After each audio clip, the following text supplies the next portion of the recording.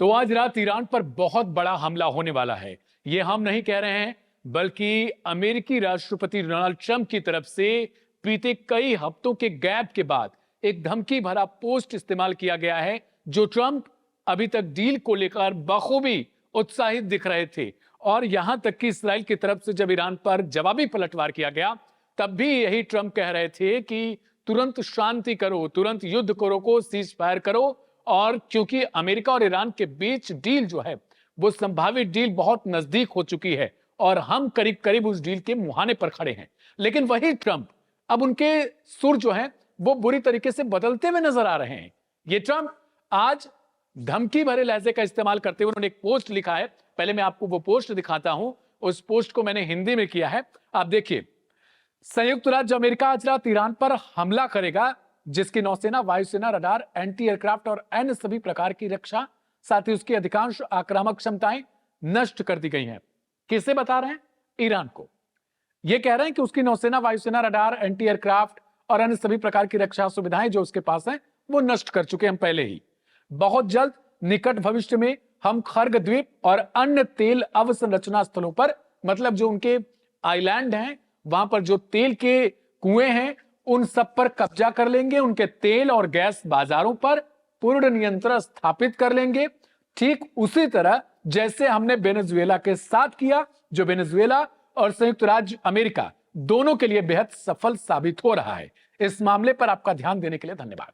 ये बार बार उसी लाइन का इस्तेमाल करते हैं, मैंने आपके लिए हिंदी में करके ये दिखा दिया। ये वही ट्रंप हैं। अब आप याद कीजिए, अब इसको बहुत बारीकी से समझते हैं कि ट्रंप की धमकी वर्सेस ट्रंप का वास्तविक अस्तित्व, इन दोनों के बीच कितना बड़ा गैप है। ये वो डोनाल्ड ट्रंप हैं जो ईरान को वेनेजुएला समझ के हमला कर चुके थे।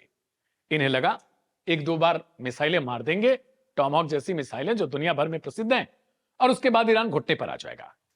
लेकिन ट्रंप की एक नहीं चली। इन्होंने करीब 30 से 40 दिन तक, मतलब आप समझिए आंकड़े, करीब करीब 40 दिन तक जंग ईरान के साथ लड़ी। वो भी अकेले नहीं, इसराइल के साथ मिलकर। ईरान अकेला। ईरान ने न सिर्फ अमेरिका, इसराइल, इसके अलावा 6 से 7 अरब के वो देश जहां पर अमेरिकी जो साजो सामान है, जहां पर अमेरिकी एयरबेसेस हैं, जहां पर अमेरिकी नौसेना दुनिया भर में सबसे ज्यादा ताकतवर स्थिति में वहां पर मौजूद है, उन सबको उड़ा दिया। उन जगहों पर बमबारी की अपने ड्रोन, सस्ते और सस्ती मिसाइलों के जरिए। और मजबूरी में इन्हें वहां से निकलना पड़ता है, क्या करके? डील करके, कोई ऐसी चीज करके, सीज फायर करके कि कुछ दिनों के लिए राहत मिल जाए। वास्तविक सच्चाई यह थी कि ईरान का कुछ भी नहीं बिगड़ा। मतलब एक सुपर पावर कंट्री, एक वो देश जो अपने आप को दुनिया भर में सबसे ज्यादा ताकतवर मानता है, एक वो राष्ट्रपति जो आज रात को कुछ और बोलते हैं, सुबह तक कुछ और बोल देते हैं। इन्होंने, आपको याद होगा, सीज फायर से ठीक पहले, चंद मिनटों पहले, ईरान की पूरी सभ्यता खत्म करने की चेतावनी दी थी और कहा था कि सुबह होते होते, यानी ईरान में जब सुबह होगा, तब तक आप पाएंगे कि एक पूरी सभ्यता, एक पूरा कल्चर खत्म हो चुका है। लेकिन उसी सभ्यता को खत्म करने वाले देश के साथ सुबह होते ही सीज फायर कर लेते हैं और कहते हैं नहीं नहीं, मुझे सीज फायर करवाएगा, जबरदस्ती पाकिस्तान करवाता है। उसका नाम ले लिया, वहां के प्रधानमंत्री पर सारी चीजें थोप दी कि उसके कहने पे मैंने ऐसा कर लिया है। लेकिन अब वही ट्रंप, जब करीब 2 महीने बीत चुके हैं उस सीज फायर को, तो अब धमकी दे रहे वापस से कि हम एक बार फिर से ईरान पर जा रहे हैं हमला करने, और साथ में चेतावनी उस देश को दे रहे हैं जिस देश के लोगों पर आरोप लगा कि उन्होंने अपने राष्ट्रपति के खिलाफ जालसाजी की। उन्होंने उन्हें पकड़वा दिया, गिरफ्तार करवा दिया, अरेस्ट करवा दिया दूसरे देश के साथ मिलकर। अब वहां पर एक राष्ट्रपति हैं जो कार्यवाहक हैं, एक लेडी, और उनके निकोलस मादुरो इस वक्त अमेरिकी जेल में स्थित हैं। अब वही सोच रहे हैं ये कि ईरान के साथ भी हम ऐसा करेंगे। लेकिन क्या ईरान के साथ ऐसा कर पाएंगे? जो पूरी थियरी मैंने आपको बताई कि वो 40 दिन तक जंग के बावजूद ईरान का बाल तक बांका नहीं कर पाएंगे। सिर्फ और सिर्फ क्या किया? टारगेट किलिंग, जिसको ईरान कहता है धोखेबाजी से हत्या। जो खामेनेई थे, अली खामेनेई, ईरान के सुप्रीम लीडर तात्कालिक, उनकी टारगेट किलिंग की गई। ईरान बार बार कहता है कि उनको शहीद किया गया। और दूसरी तरफ उसके बावजूद जब ईरान की तरफ से बदले के लिए मिसाइलें, ड्रोन मारे जाते हैं, तो यही अमेरिका कहता है कि अब किसी तरीके से सीज फायर करना पड़ेगा। और सीज फायर बखूबी सीज फायर किया।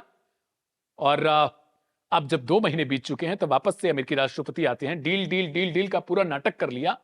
पूरा देख लिया कि ईरान दबने वालों में से नजर नहीं आ रहा है, वरना अगर वो वेनेजुएला होते तो कब के इन्होंने निपटा दिया होता, कब का ईरान घुटने टेक चुका होता। होर्मुज में ना तो इन्होंने, जो इनका ब्लॉकेड था सो कॉल्ड, वो भी काम नहीं आया, उसके थ्रू भी इन्होंने डील नहीं करवा पाए। पाकिस्तान जो मीडिएटर बना फिर रहा था, उसकी भी कोई दलील काम नहीं आई। और वो तमाम सैंक्शंस जो ईरान पर पिछले 40 से ज्यादा सालों से लगा रखे हैं, वो सब कुछ इनकी एक भ्रांति हो चुकी है। मतलब वो चीज जो हमारे दिमाग में तो चल रही है, लेकिन वास्तविक दुनिया में वैसा कुछ भी नहीं है। और वही चीज सेम अमेरिकी राष्ट्रपति के साथ हो रहा है। अगर मैं गलत नहीं हूं तो आप सोचिए कि इतने दिनों से ईरान के ऊपर प्रतिबंध लगाने के बावजूद उसने अपने यहां उन्नत किस्म की मिसाइलें, रडार, ड्रोन, ये सारी टेक्नोलॉजी, और दूसरी सबसे बड़ी चीज थी उन लोगों के पास, उन लोगों के जहन में, उन लोगों के दिमाग में वो जज्बा जो अपने देश के लिए होना चाहिए।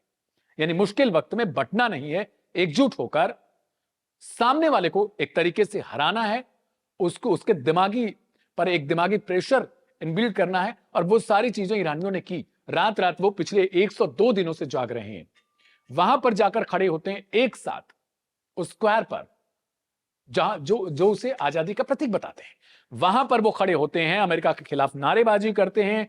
ईरान के टॉप जो कमांडर हैं, उनके सुप्रीम लीडर हैं, या फिर दूसरे पदाधिकारी, राष्ट्रपति, फॉरेन मिनिस्टर, कोई ऐसा व्यक्ति नहीं है जो अमेरिका के लिए ऐसे लफ्ज का इस्तेमाल करता हो जिसमें आपको समझ में आए कि वो किसी तरीके से पॉजिटिव बन रहा हो। और अमेरिकी राष्ट्रपति कभी रात में ट्वीट करते हैं धमकी के लिए, कभी सुबह होते होते कहते हैं Iran is a great country, और सुप्रीम लीडर के लिए कहते हैं मैं उनसे मिलना चाहता हूं, वहां के सुप्रीम लीडर के लिए, और वो बड़े अच्छे व्यक्ति हैं, मैं चाहूंगा उनसे एक बार मुलाकात करूं, और वो बहुत पॉजिटिव किस्म के इंसान है। अब क्या हो गया आपको? क्या वो नेगेटिव किस्म के इंसान है वो आपको दिखाई देने लगे? और क्या वो ईरान अपग्रेड की जगह आपको कुछ और दिखाई देने लगा? और आपके जो दावे हैं तमाम, एक बार मैं आपको स्क्रीन पर इनके जो इन्होंने एक विजुअल भी एक इन्होंने पोस्ट कर रखा है, नीचे आप देखेंगे ये ऊपर की तरफ देख रहे हैं, एक यह इमेज है। ये चीज आपको मैं चाहूंगा कि बड़ी स्क्रीन पर आपको दिखाया जाए। ये किस तरीके से कह रहे हैं कि नौसेना, वायुसेना, रडार, एंटी एयरक्राफ्ट और ड्रोन, मतलब ये सारी चीजें नष्ट हो चुकी हैं, तो आप क्यों लड़ने जा रहे हो? किसको मारने जा रहे हो वहां पे? जब ईरान के पास ये सब कुछ नहीं है तो क्या करने जा रही है आपकी सेनाएं वहां पर? और इतने दिनों से आप सीज फायर क्यों करके रखे थे? अब तक तो ईरान को घुटने टेक देना था।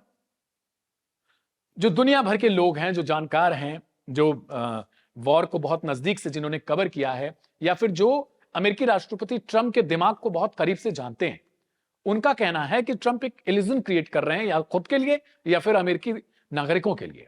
और उनके दिमाग में कुछ ऐसा ही इफेक्ट है जहां वो चीज को स्वीकार करना नहीं उचित समझते हैं। उन्हें यह लगता है कि जो वो कह रहे हैं वही सब कुछ सही है, बाकी दुनिया एक तरीके से बेवकूफ है। और जब ये बात कह रहे हैं कि भाई आज रात बहुत बड़ा हमला होगा, तो आपको क्या लगता है वास्तविक तौर पर कोई बड़ा हमला होने वाला है? जो होर्मुज में भी नाकेबंदी चल रही है, कई जहाजों पर हमले हो रहे हैं, और इन चीजों के बावजूद एक राष्ट्रपति के तौर पर ट्रंप की इन बातों को लेकर आप कितना सही महसूस करते हैं? मतलब कितना पॉजिटिव लगता है कि आपको ट्रंप वास्तव में ऐसा कर पाएंगे? पॉजिटिव उस सेंस में, वॉर के सेंस में नहीं, कि मतलब क्या ये हमला कर पाएंगे? और क्या लगता है आपको? कमेंट बॉक्स में जरूर लिखिएगा। देश और दुनिया की तमाम बड़ी खबरों के लिए बने रहिएगा लाइव हिंदुस्तान के साथ। नमस्ते।